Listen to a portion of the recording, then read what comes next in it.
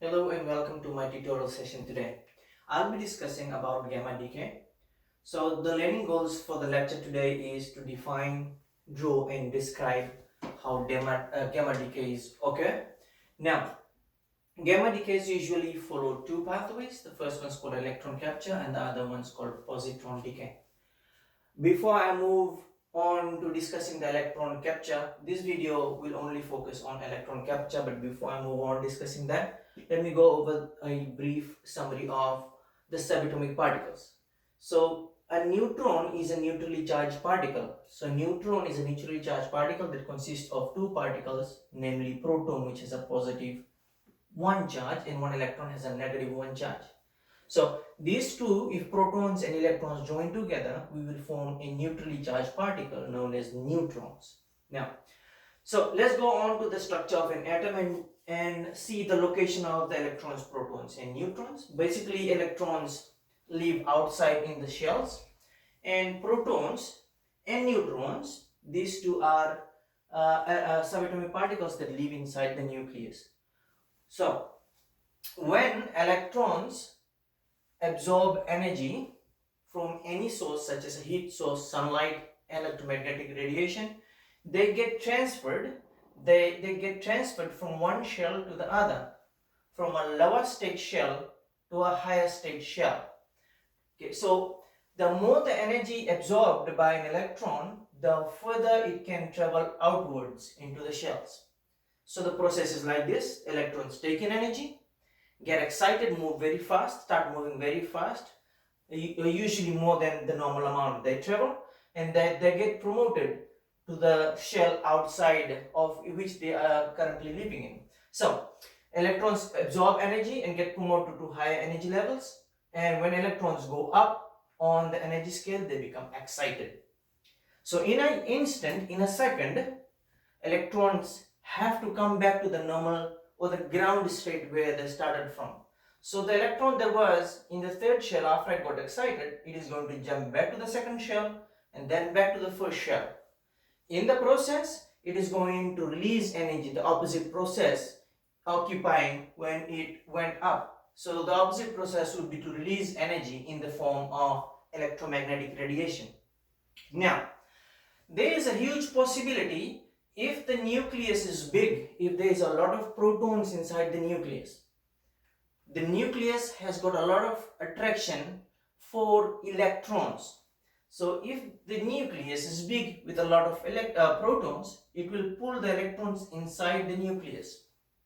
So we will now identify the nucleus absorbing the electron inside it, or let's say reword it to the word capture. The electron would get captured inside the nucleus.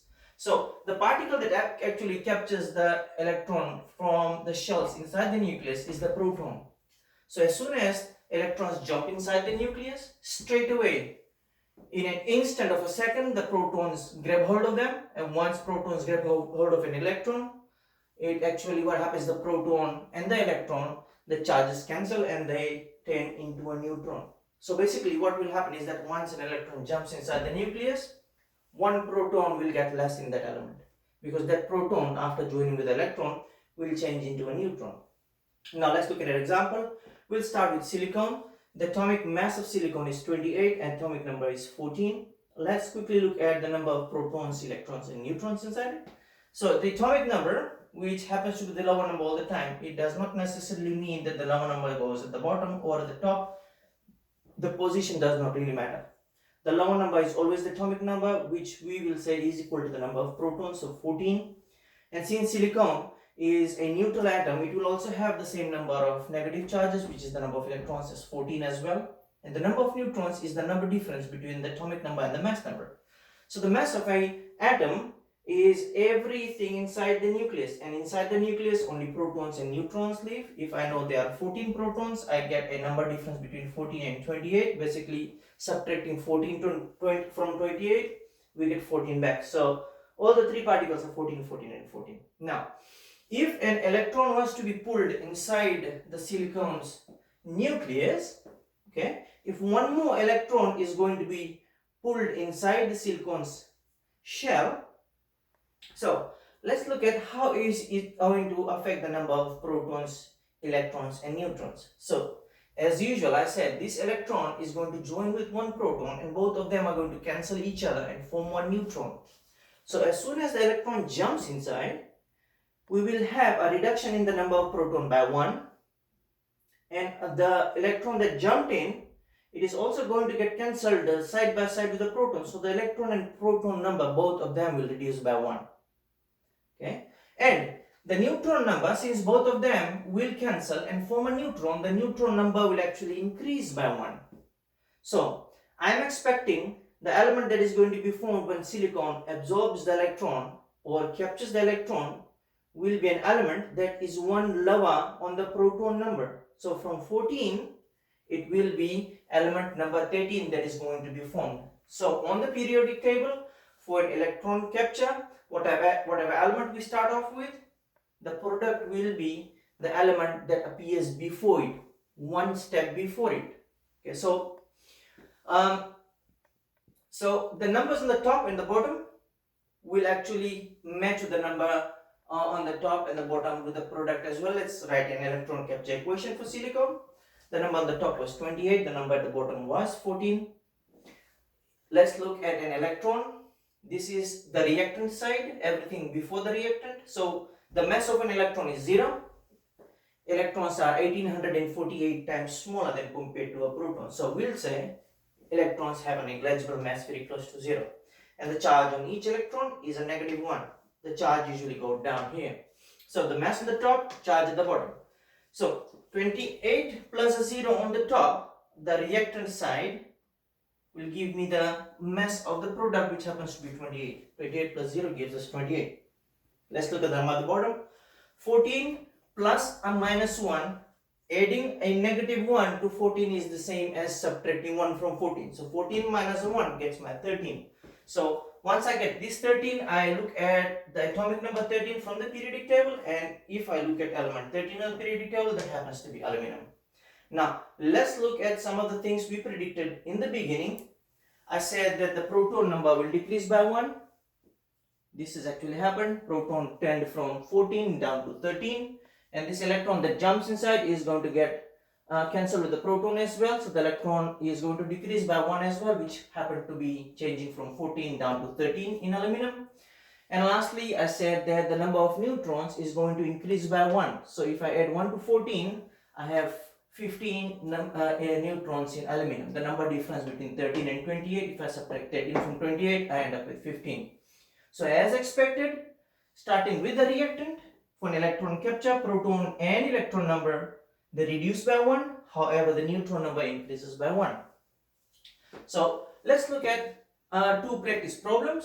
So the first problem is we're going to start off with argon. The mass number is 40. The atomic number is 18. That is the 18th element on the periodic table. If argon captures one electron inside its nucleus, the mass of one electron is 0 and the charge of that electron happens to be -1.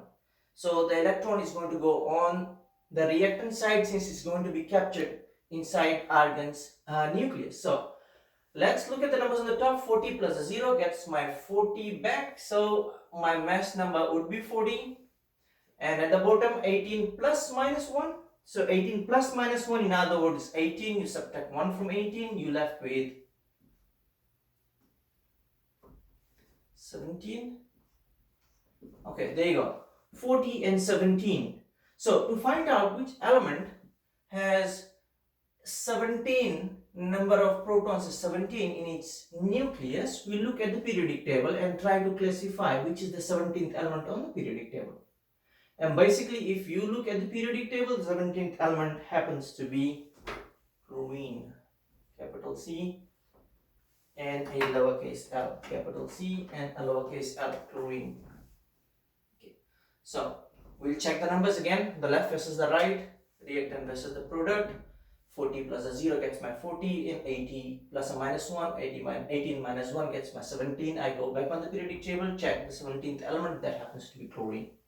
So let's look at another form of the same kind of an equation. The second one, I'm not giving the reactant or what are the element I'm starting with. So basically, If we do the math, we can get the numbers done. So these elements, whatever we're starting with, I could probably say it's element X.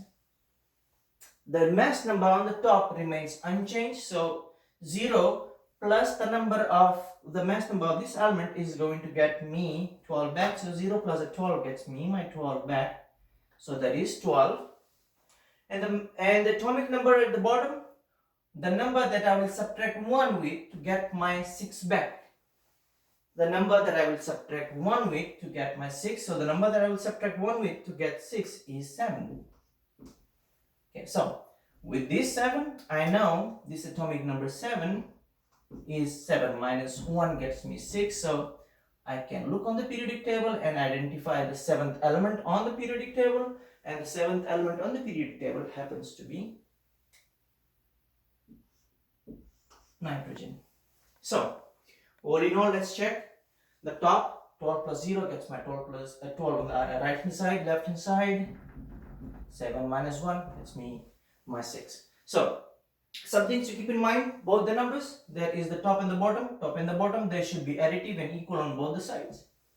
And I'll let you know a small trick. Whatever element I'm going to start off with, like silicon, I started with argon, or I start with nitrogen, the product that is always going to get formed, be formed, it would be one step back on the periodic table. One step back on the periodic table. So an electron capture reaction is when the electron jumps inside the nucleus, joins with a proton and changes into a neutron. In that process, it releases a huge amount of energy.